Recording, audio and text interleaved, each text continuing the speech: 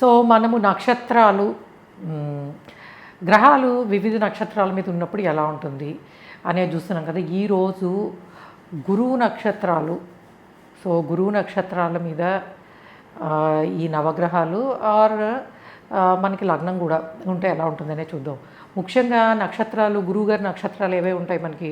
పునర్వసు, విశాఖ, పూర్వభాద్ర.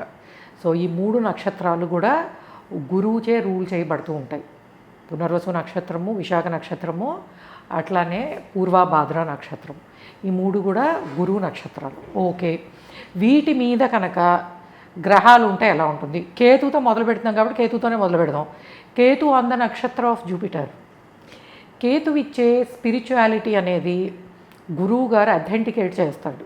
అంటే purest spiritual knowledge ఆ particular అంతర్దశల్లో కానీ దశల్లో కానీ ఎక్స్పీరియన్స్ చేసే అవకాశం ఉంటుంది.